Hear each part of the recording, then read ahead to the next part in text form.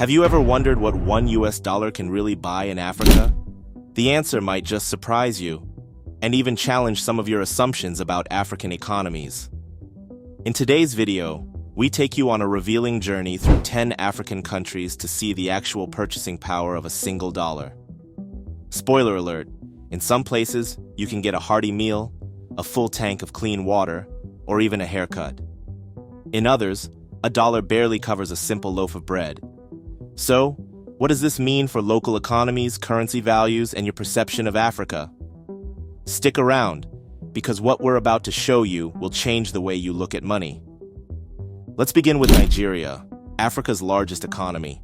With a fluctuating exchange rate and soaring inflation, the Naira's purchasing power has been under immense pressure. As of early 2024, $1 fetches over 1,400 Naira in the parallel market. That sounds like a lot, until you realize what it actually buys. In Lagos, for example, $1 might get you a small street snack like Puff Puff or a sachet of bottled water, but not much more. Public transportation for a short distance could cost anywhere from 300 to 500 Naira, which means your dollar won't even cover a full round trip. However, in more rural areas, that same dollar might stretch a bit further, enough to buy basic food staples like a few cups of rice or beans. Before we continue, a quick reminder to like this video if you're enjoying the content so far. And don't forget to like, share, and subscribe to African Finance.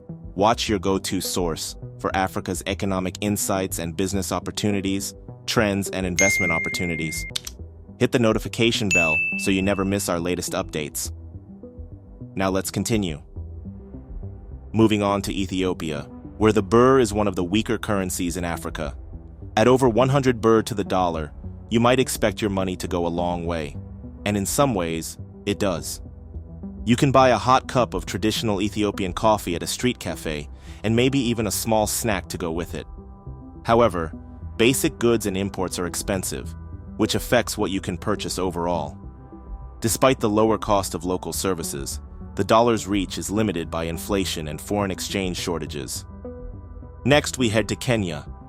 The Kenyan shilling currently trades at over 160 to the dollar. In Nairobi, your dollar can buy a bottle of soda or a bus fare on the city's Matatu system. But inflation and rising food prices mean that it won't go much further. Still, compared to developed countries, street food like chapati and beans or a simple meal from a roadside kiosk is very affordable. For tourists or digital nomads, the dollar does offer better value in Kenya than in many Western nations, but locals feel the pinch. Now let's look at Ghana. In recent years, the Ghanaian cedi has struggled with depreciation. With about 12 cedis to $1, you might expect some decent buying power. But what can a dollar actually buy? In Accra, it can get you a sachet of pure water, known locally as pure water, and possibly a small portion of kelewele, the spicy fried plantains sold on street corners. It's enough for a basic snack, but nowhere near a full meal.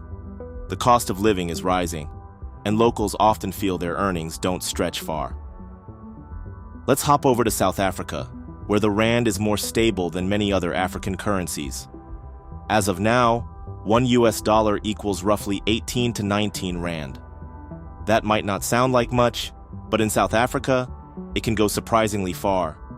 You could buy a loaf of bread, a bottle of soda, or even a mini snack at a local convenience store.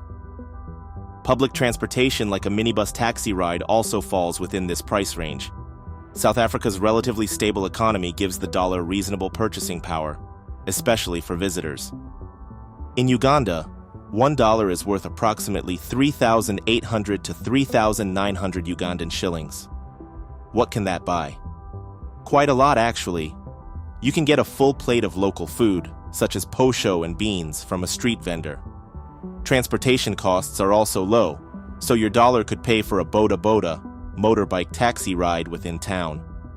This level of affordability reflects the relatively lower cost of living in many parts of Uganda, particularly outside of major cities. Let's now examine Tanzania. With the Tanzanian shilling trading at over 2,500 to the dollar, the currency may seem weak, but the cost of living aligns accordingly. For $1, you can buy a cup of chai, tea, and a snack, or even some fruit at a local market. Transportation costs remain affordable, making Tanzania one of the better value countries for day-to-day expenses if you are earning in dollars.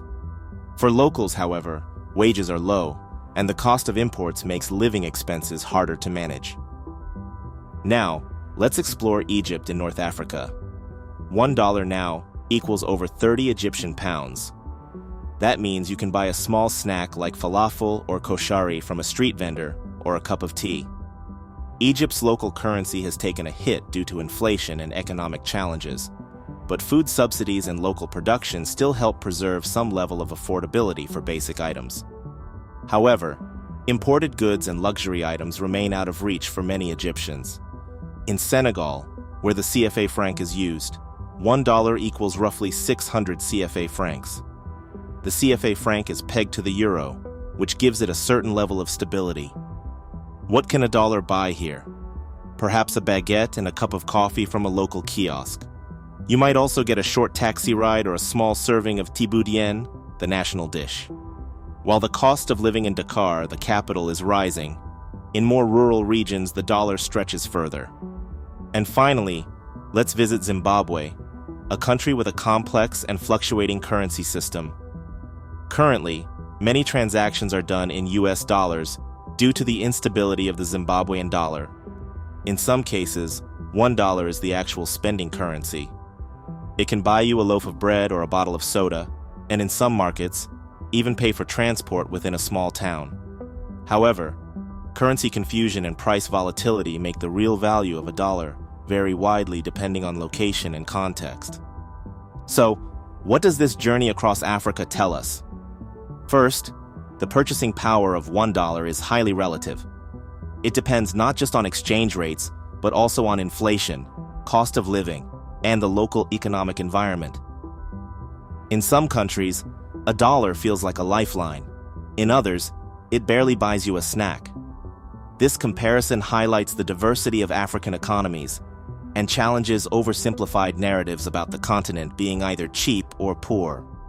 It also opens the door to more important conversations. For example, how does currency value affect the daily lives of people in different regions? How do inflation and global economic shifts impact local food prices and access to services? What role do central banks and monetary policy play in ensuring stability? And how are people adapting, using digital payments, mobile banking, and even cryptocurrencies to survive and thrive? These are critical questions, and your opinion matters. Let us know in the comments. Were you surprised by what $1 can or cannot buy in these countries? Which country shocked you the most? And how do you think exchange rate realities shape global perceptions about Africa? If you found this video eye-opening, don't forget to like, subscribe, and hit that notification bell so you don't miss more breakdowns of African finance, currency trends, and economic insights. Africa Finance Watch is your trusted source for unpacking the real numbers behind the headlines and giving you a front-row seat to the continent's evolving economic story. Thanks for watching, and we'll see you in the next video. Thanks for sticking with us to the end. If you found this video helpful, make sure to give it a thumbs up and subscribe to African Finance Watch for more in-depth content on Africa's economy and investment opportunities. Don't forget to hit the notification bell so you'll be the first to know when our next video drops.